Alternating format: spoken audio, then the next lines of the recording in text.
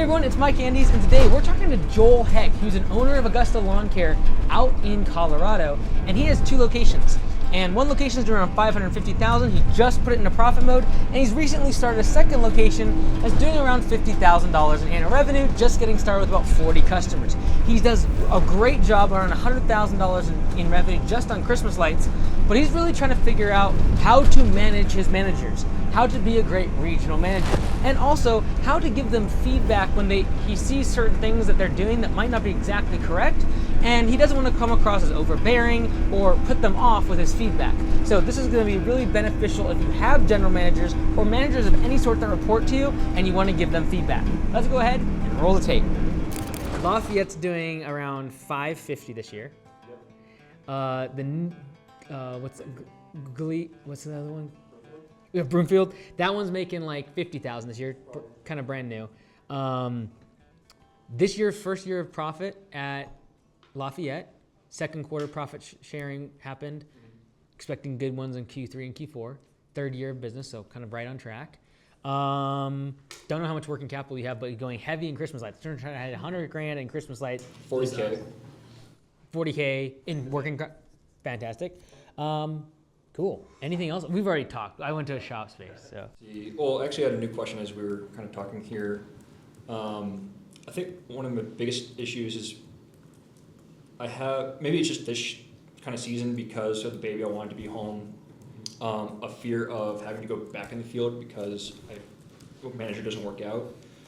We do the weekly scorecards. I've done them for over a year now. How do you, give negative feedback, or there's issues. How do you kind of work with your manager to point them out, get them on board with fixing them, improving performance? How do you have that conversation, and kind of what's the plan, the PIP that you may have to do to improve performance, or say we got to do something different? Yeah. I will say PIPs are like a 20% chance of working. Usually when you give someone a PIP, it's kind of like the way of saying you're fired. To most people, that's how they hear it. I have had some PIPs work and like people make a radical change, but it's very rare. So I am much more now of the opinion, like I'm either going to fire this person, or I think sometimes PIPs have been helpful when someone comes out of like a life circumstance that has negatively impact their professional performance, and I need the PIP to kind of like, hey, just FYI, you're not up to standard. Like, can you kick it back into gear?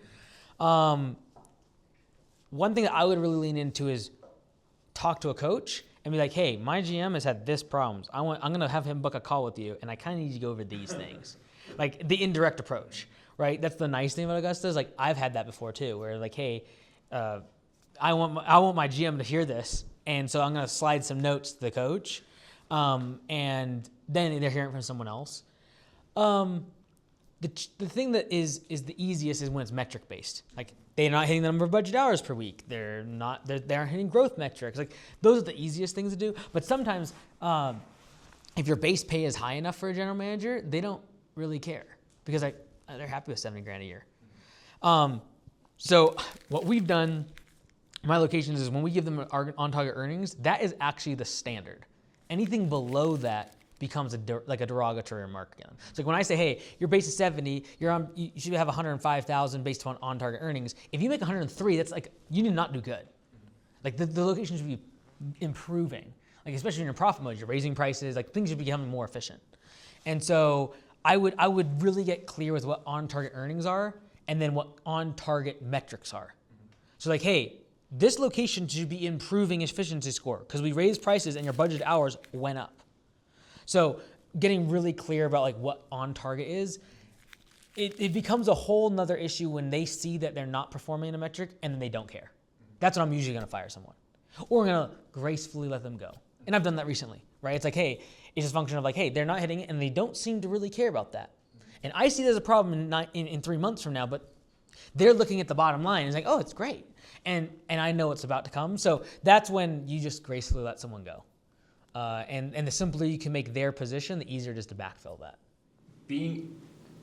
Managing a manager, you're not there with them every day like they might be with a field tech. Right. And so you're kind of you're seeing the metrics, but you're also hearing what they say. And so it seems like they're doing things that they should be doing, and aren't earnestly trying, but they're just not getting the results. It's just like, sorry, I don't know what's going on, but we're not getting the results. We still have to leave, or like, how do you handle kind of that? Yeah, so I try to have an upfront conversation with them, like, hey, if you don't hit these metrics on the scorecard, kind of a red, yellow, green is sometimes helpful.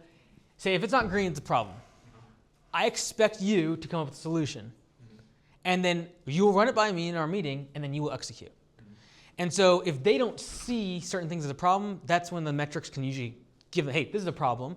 But if they can't identify the solution, I'm going to fire them. Because the role of a manager is to create solutions, not to come to you and be like, I don't know what's going wrong. Like, they're the closest one to the fire. They should be able to know why efficiency is down, why close rate is down, et cetera. And if they can't, they're not a manager. We can use the numbers to identify the problem, but if they cannot identify the solution, they are not a manager. And honestly, it comes down to like kind of the whole notion of like, if I had 5 locations, I cannot be the person that everyone just comes to with their problems. Like, it's not working, I don't know why. It's like, then you're not set up for this position. And that's why a lot of times I see churn in the first couple managers, is because it sometimes takes a while to realize early on that this person is great at execution. They just stink at figuring out what solutions are. So like, problems very easy to identify. We're doing scorecards. They're great at executing, but they never come up with solutions. So what do? They come back to me like, I don't know why we're not profitable. I don't know why the close ratio is. If they can't come up with a solution, I gotta let them go. Especially because when you have 3, 4, 5 locations, if you have 4 general managers that can only identify problems and execute, you will just become the constant errand boy of like, okay, you need to solve this, and here's how you fix the close rate. Like, they need to be able to come up with solutions. And that's like very difficult because you can get a working GM, especially if the location is really simplified, to kind of operate at a decent margin and do pretty good without coming up with a lot of solutions because there's not a lot of problems. But as you begin to scale and you become less and less involved, there will be problems like HR problems, PR, like that stuff happens, customer complaints. They'll need to come up with solutions. And if they're not a solutions, like if they can't come up with a solution and I've got to come up with it all the time, I'm going to fire them. Okay. And so, like when you look at Nick, Lee, and Liz in Augusta, the thing that you ask them, like I never tell them what to do. I never manage them. I never ask them hours. The reason is because they have proven to me that if there is a problem, they know the solution before I come up with one, and then they're already executing on it. And so that's a sign of a great manager. Someone that when they come to you with a problem, they have already identified a solution and either running it by you, and most of the time what I then do as time gets on and they have proven me that they can find solutions is I tell them to execute before talking to me. That gives them a lot of confidence. And then the goal is that like you never have to be there because they can go through that process without your input. Hard to find general managers like that. That's why it takes a few times to find a good general manager because it's so easy to find someone who does good in the field, like, oh, they can execute. Great. But if they can't identify a problem and then figure out the solution on their own, you're just the constant, like, jumping in person or the person that you're like, what, are they not going to see this? Like, they did not see that they're sitting there for 20 minutes before they, and that's very aggravating. And whenever I've felt that way, that general manager usually doesn't end up lasting and it usually shows up in the numbers like a few months later. A lot of the concepts that I'm talking about with Joel and the owners at Augusta are all contained inside of this book. I just released it, Copy and Paste Millionaire, Home Service Blueprint to Make $3 Million with multiple locations like Joel is doing or growing one location with mid-level managers. Go check it out and we'll see you there. After 2.5 years of being in operation, I find hiring and training to just be difficult, and it kind of goes back to our conversation earlier about white collar versus blue collar. Whereas for me, in my experience, kind of self-taught, online training, kind of repeatable things like that make sense to me, and I tried to implement that into my business. I don't think it's worked out that great. It seems like, and I hear from other companies that kind of the hands-on training, the face-to-face, the show review, tell-show review kind of process is the way to go. How do I make that a repeatable process for my managers? Like teach my managers to teach people to do that, and like especially kind of more abstract things like team policies and kind of things that you should be looking out for as opposed to just like here's how you mow.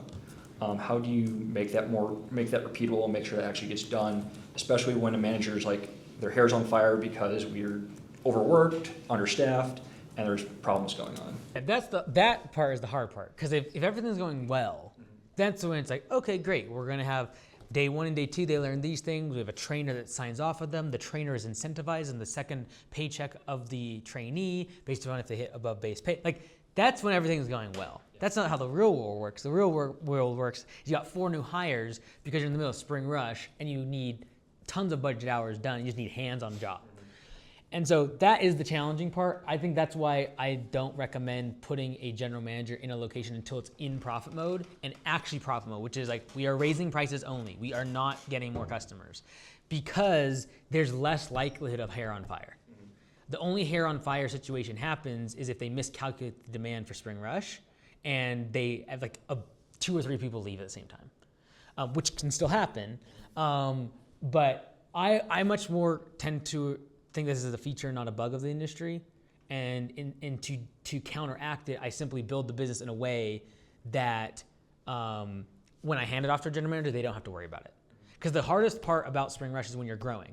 Because if you grow by 50% compared to last spring rush, that's another truck, 2 or 3 more employees, way more difficult to manage, versus just being like, it's the same as last year in terms of trucks and employees. We're just raising prices to increase revenue. And so that's why I'm a huge fan of getting it there first, actually having a year of it being in that profit mode and then handing it off. So I think like next year, it'll be a lot easier for your Lafayette location, not because the general manager has been longer, simply due to the fact that like it's actually going to be in profit mode compared to the year prior. Right? So if you did 550 this year, it's probably 650 or 7 next year. That's easier than making realistically a 50 or 60% jump this past year. Right? So I always think of it like it's a feature, not a bug, and I'm going to just make sure I build the business in a way that when I hand it off to GM, the likelihood of the hair on fire thing happens less frequently. I also like to reduce the budget hour capacity of my team. So if you can get them, like right now, if you're say scheduling for 30 budget hours, bringing that down to 28 or 27 dramatically decreases the chance of hair on fire. So when my locations get into profit mode, before I hand it off, I just ask all the GMs, I'm like, I want you to run everything at 27 to 28 budget hours per week, or even less, like 25. The reason is because there will be 1 or 2 people that will call out. That always happens. And also, if 1 or 2 people leave, they'll still be able to make it. Yeah. So I'm much more like, and I know I'm leaving some margin on the table. I'm probably leaving 2% margin, so like an extra 15, 20 grand of payroll a year by them being a little overstaffed. And some people will leave because they're only getting 35 hours in a week. But my objective is that we never have hair on fire. Like I want my GMs to be able to go on a 1-day vacation at least during the middle of spring rush. To do that though, they have to have everyone under capacity and overhire. Yeah. And I'm okay with giving some margin up by them training people earlier in like February, so that way when they go into March, April, May, June, that there is less hair on fire. I guess the hair on fire part aside, like how can I train GMs to be trainers or train them to train a trainer to be a trainer? That's the part that I kind of, because one, I'm not there, so I can't, or maybe that's a problem is I should be there when they're training someone so I can give feedback as they're giving feedback.